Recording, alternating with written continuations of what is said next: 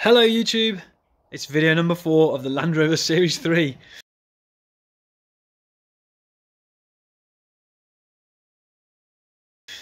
Today I am hoping to remove the axle, the front axle, repair the ends of the chassis and prep the whole thing and paint it. Here it is, as you left it last video. I am going to get into removing this axle with a time lapse. Enjoy!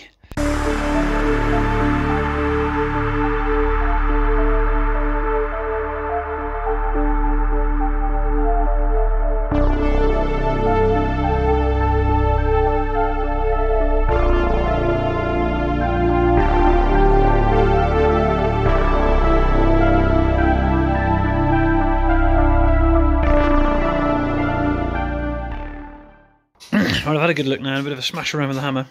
I found 2 corroded patches that need fixing up, and obviously these 2 ends need doing as well. There's 4 more bits of welding to do, I think, and a 5th thing maybe. It's going to be very tricky to clean up around here with this battery tray in situ, and down in and amongst this with the wire wheel. I want to be pushing really hard on the wire wheel and do a thorough job, so I might cut the battery tray off, keeping it intact, and then weld it back on. Yeah, once it's all clean, get it all spick and span, then weld it back on, ready for painting, I think. I don't think it'll be too much work. It kind of locates pretty easily. Yeah, it's flush against the chassis there, flush against this component here, so I'm hoping that won't be a ridiculous thing to do. So that's it, those are the 5 bits to do, so that you can see over here. This one is a bit, this is where it's corroded up under here, where the bump stop goes. You can see the corrosion pulling, or pushing as it were, that plate away from the chassis. So I've cut this one out. It was all, yeah, totally rotten. Made a new plate. Here it goes. And I'm about to weld that in situ. There we go. I think a quick update then. I figured you've seen enough time lapses. And this is just cutting stuff off, so. Yeah, I've got the patch done on this side and the patch done on that side. There we go. No need just grinding back a little. Welding upside down is horrible, but beginning to, you know, it looks crapo, but it's working. It's working, which is better than it has been in the past. Now I'm onto these ends, these 2 ends on the floor, which is great. It's the last 2 bits. I figured the battery tray was going to be necessary to cut it off, so I have done that. I've cleaned all these up. The battery tray is ready to weld back on, but this is going to make cleaning it up an awful lot easier in around here. I've also decided these needed cutting off. In order to get these chassis ends accurately positioned. So that one on there, you see. Yeah, and that needed to come off. I can't cut, for a kick-off, I can't cut this end of the chassis off with this in place. It's going to be a mission. So I've taken those off, and there they are with the battery tray. Now, next thing is to cut these off, but before I cut them off, I need to come up with a jig of some sort. I would have liked to have had some angle iron go across the front here, just placed on, and then welded a couple of braces to this cross member here, so that that angle iron holds the position of where these 2 top corners need to be. But I haven't got any angle iron, so I'm going to have to come up with something else. So that's where I'm at the moment. Right, I've got a jig on here now. This is not attached to this, but I have cut, you can see, I've cut it so it's slightly lower here, so it goes around the outside, and the same on that side, but then shorter up there, so it sits on top. So I've got a way of locating the new part now. It's just welded on there, and the bar, sort of decent tack welds both sides, and then another little bodgy weld there. Look at the height gain. But it works. It's nice and sturdy. It needs to come off again, so it's as sturdy as it needs to be. Now I can cut that off. I've obviously pre-cut there, and I've left a little nugget there, so I'll cut through that. If you can see it. There we go, there's a little nugget still connecting it there. And then I've just got to go down the outside, and that should fall away, and I can offer the new one in. There we go, that's offered up already. I just hammered a little bit at this lower tab here to bring it this way some more. Otherwise it wasn't quite going to fit. It was about 3mm proud. But there she sits, up against the jig, and height wise as well. That's it. So I might trim these down a little bit, these tabs. I don't know, it's all good, it's all very good metal here actually underneath. Trim them off a little bit, beat that down a bit, and she's good to go really. It's all ready to weld now. All the joints cleaned up, and on the part here the edges have been cleaned. There we go, all done. Jig removed and welding complete. Oh, I'm just very proud of this one here, and this one here, especially this one here. Look at that bad boy, hooray! The rest of it's gobshite, but there we go. It's all strong. And that's it, and just like this, all done. It's now at a stage where everything that needed repairing has been repaired.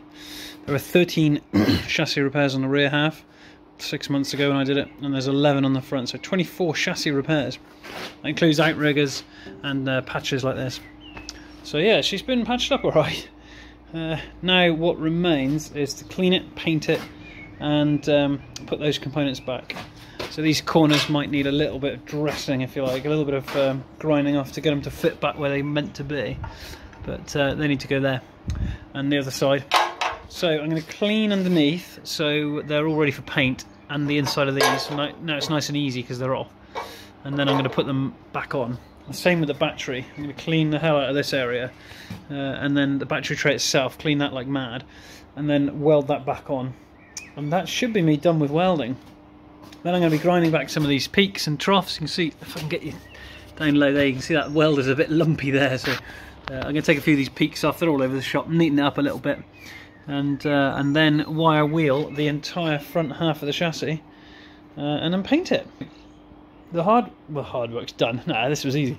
The next bit's going to be horrific. Holding an angle grinder with a wire wheel in it for hours on end. That's the hard bit. Anyway, enjoy. Oh my god, I've been holding an angle grinder for hours. It's such a pain in the ass. I look like shit. I look like a miner or something. Oh my god, I'm only about a bit over halfway through it. There we go. This is all done now, wire wheeled and clean up to here, so I've just got this middle section left to clean.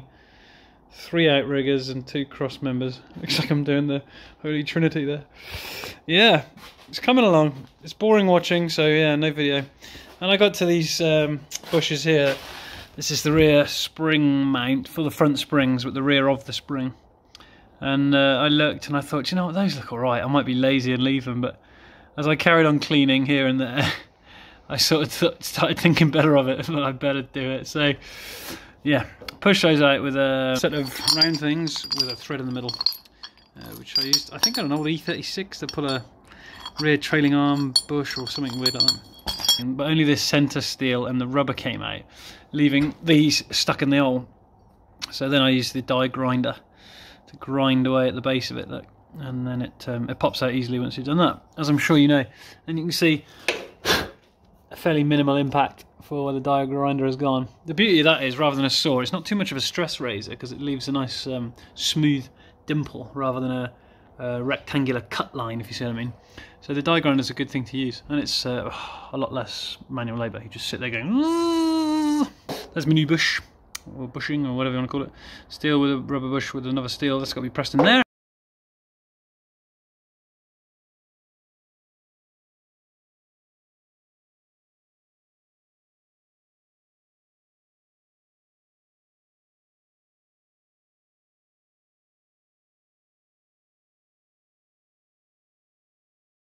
That's it then, there we go folks, that's in. I got the outer steel flush with the chassis, same on both sides, and the inner steel is sticking out the same amount both sides, which is great. Nearly there, it's hard work, but nearly there. Oh yeah, I got that back on, by the way, battery box done on those 2 inserts, here and there, back on. Yeah, it's coming along, it is getting there. Well, back to the grindstone, almost, back to this murder machine, the angry grinder as my buddy calls it.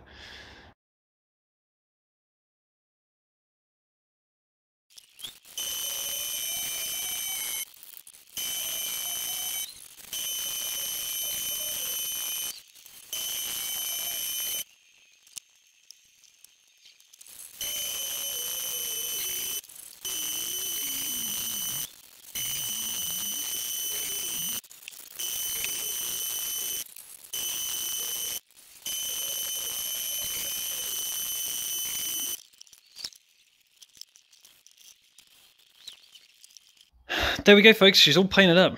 There's another coat to go on, but of course it won't look any different at that point, so I won't bother taking another video. You can see it just hanging here on the shock absorber bolt, which is sticking out the side of the chassis. Gives me lots of room to get around. It was way more of a pain in the ass to paint this than the back. And I think it was probably because the awkwardness of getting in and around this battery tray. And these two cross members being so close, getting in here between them was a pain in the ass. And there isn't anything like that on the back. There's plenty of room in here to blast the spray gun all around, you know. So I started spraying. The spray gun was blocked. I couldn't fix it, so I had to strip it all down. While the paint just sat waiting, but no problem. Got it all done. Yeah, one more coat, and on with the axle then.